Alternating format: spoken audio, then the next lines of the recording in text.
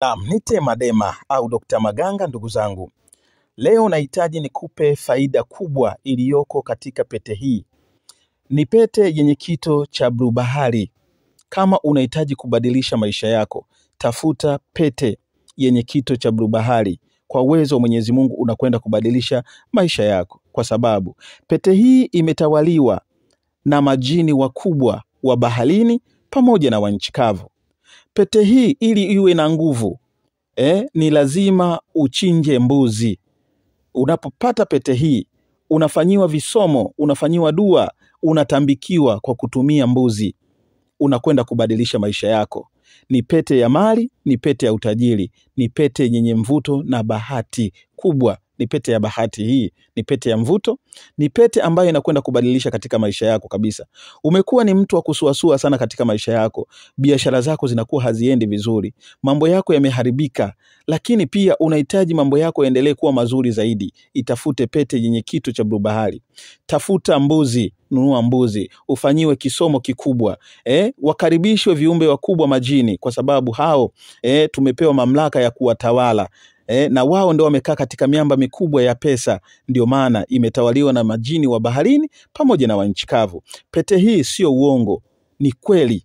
Nimesaidia watu wengi kupitia hii pete. Hii pete nimesaidia watu na watu wanafanikiwa. Itafute pete, nunua mbuzi, uje ufanyiwe kazi. Mambo yako yote yanakwenda kukaa sawa. Utakwenda kupata mali, utakwenda kupata mafanikio. Kwenye biashara utakuwa na mvuto mkubwa.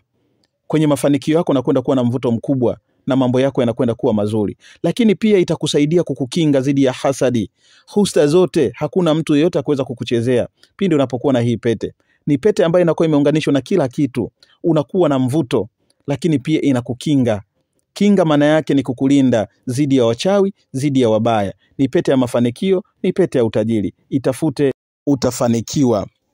Ukiona mtu amevaa pete hii katika kidole chake, usifikiri amevaa mapambo, anakuwa na maana. Pete inatoa mafanikio, pete inatoa utajiri, pete inakwenda kubadilisha maisha yako.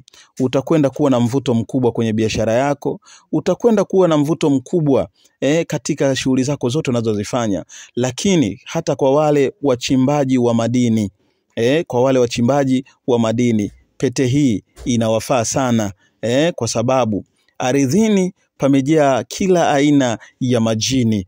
Kila aina ya majini. Unapokuwa nayo mule ndani, unapokuwa unafanya biashara za kimadini, mambo yako yanazidi kuwa mazuri zaidi. Kila unachokifanya kwako kitakuwa ni kizuri. Itafute pete hii yenye kito cha blue bahari. Kwa uwezo wake Mwenyezi Mungu, mambo yako yatakwenda kunyooka. Hakuna mtu yeyote wa kuweza kukuchezea wala kuvuruga mambo yako tena endapo ukiwa na hii pete. Ndiyo maana tunatoa kafala ya mbuzi, tunachinja mbuzi kwa niaba ya kukaribisha majini wakubwa katika pete yako. Na hii inatakiwa uwe unaomba kwa niaba ya mafanikio yako. Kila unachokitaka basi utakuwa unasema nataka hiki, nataka hiki, nataka hiki. Mwenyezi Mungu atakunyoshea na kila jambo kwako litakwenda kukaa sawa. Nite Madema au Dr. Maganga.